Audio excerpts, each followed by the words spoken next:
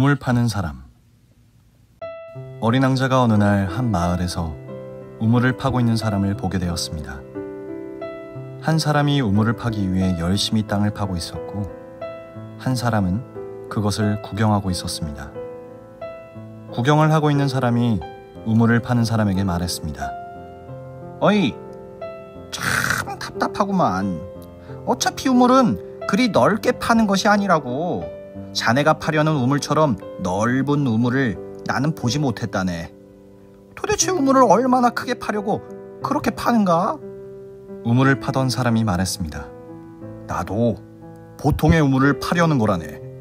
큰 우물을 파기 위해서 그러는 것이 아니라네. 구경을 하던 남자는 한심하다는 듯이 혀를 차고 발길을 돌리며 말했습니다. 나중에 내가 우리 집에서 우물 파는 것을 보여주겠네. 그렇게 힘이 남아돌면 자네는 힘을 쓰게. 나는 딱 필요한 만큼만 우물을 팔 테니 말일세. 어린 왕자가 보기에도 지금 남자가 파고 있는 우물은 보통 보는 우물과는 비교도 되지 않을 만큼 넓게 파고 있는 것으로 보였습니다. 하지만 남자는 묵묵히 계속해서 우물을 파고 있었습니다. 어린 왕자는 한동안 시간이 흐른 후 다른 남자가 파고 있는 우물이 궁금해졌습니다. 그래서 수소문해서 다른 남자가 자신의 집에서 파고 있는 우물은 어떻게 되어가는지 보기 위해 발길을 옮겼습니다.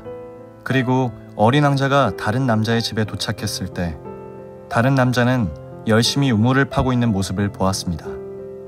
어린 왕자가 보기에도 남자는 일상적으로 보이는 크기의 넓이만큼의 땅을 자신의 집 마당에서 파고 있었습니다.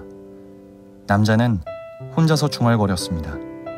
참 답답한 친구 같으니라고. 내가 한참을 더 늦게 시작했지만 내가 더 빨리 끝날 테니 끝나고 가서 놀려줘야겠어.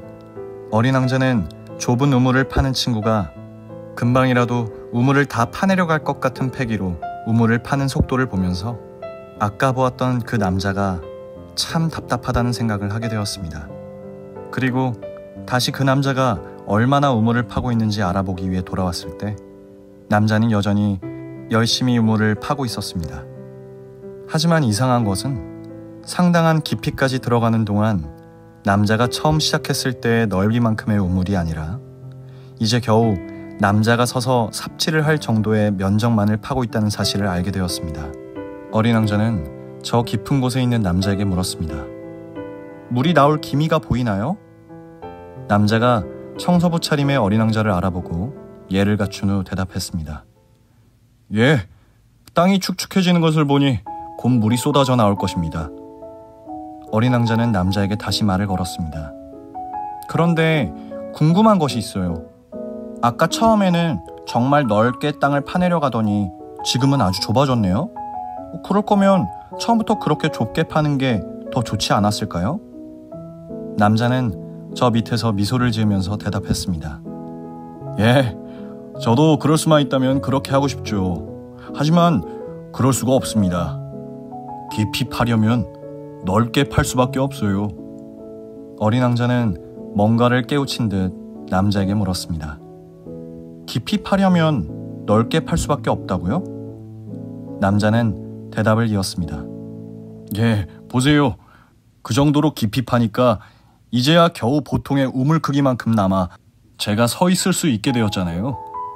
어린 왕자는 그 말을 듣자마자 황급히 다른 남자 집으로 뛰어갔습니다. 그리고 다른 남자가 우물을 어떻게 파고 있는지 살펴보았습니다. 다른 남자는 곧 우물을 다 팔 것 같은 기세는 사라지고 다시 땅 위로 올라와서 땅을 넓게 파고 있었습니다. 어린 왕자는 그 남자에게 물었습니다. 아니, 왜 땅을 다시 그렇게 넓게 파기 시작했나요? 남자는 머리를 긁적이며 대답했습니다. 아이 참, 저도 처음에는 그 사람이 답답해 보였는데 깊이 들어갈수록 땅이 좁아져 버려요. 그래서 내가 원하는 깊이만큼 파려고 하면 할수록 나는 그 전에 더 넓은 곳을 파야만 했어요. 그래서 아예 처음부터 넓게 파야겠다는 생각이 들었어요. 그래서 다시 땅을 파고 있는 것입니다. 어린 왕자는 고개를 끄덕이며 원래 넓게 우물을 파던 남자에게로 돌아왔습니다. 어린 왕자가 돌아왔을 무렵 남자의 우물에서는 물이 샘솟고 있었습니다. 남자가 기뻐하며 말했습니다. 물이다. 물이야. 드디어 물이 나왔어. 어린 왕자는 함께 기뻐해준 후 남자에게 물었습니다. 그런데 모든 일이 이와 같을까요? 깊게 파려면 넓게 파는 것 말이에요. 남자가 머쓱한 표정으로 대답했습니다. 제가 뭘 알겠습니까?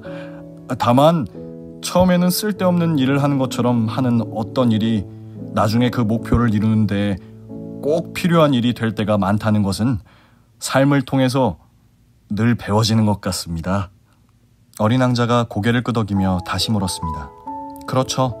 결국은 물이 나오게 하는 것, 그것이 진정으로 원하는 것이죠. 자신의 마당에서 물이 나오지 않으면 늘 빗물을 받아 쓰거나 남에게 물을 구걸해야 하니까요. 그런데 쓸데없어 보이지만 어떤 일이 꼭 필요한 일인지 알 수 있을까요? 남자는 다시 머쓱한 표정으로 대답했습니다. 글쎄요. 사실 모든 일이 그런 것 같아요. 모든 것은 하나의 원천에서 나와서 하나의 원천으로 돌아가는 것을 목표로 하고 있는 것 같아요. 어린 왕자가 남자의 말을 되뇌이며 다시 물었습니다. 하나의 원천, 하나의 원천에서 나와서 하나의 원천으로 돌아가는 것을 목표로 한다고요? 그게 무슨 말일까요? 남자는 그 전보다 더 온화한 표정으로 말했습니다. 예, 모든 행위가 저로부터 나와서 세상에 반영되고 그 반영된 것들이 결국 제가 그곳에 있었다는 것을 증명하게 되잖아요.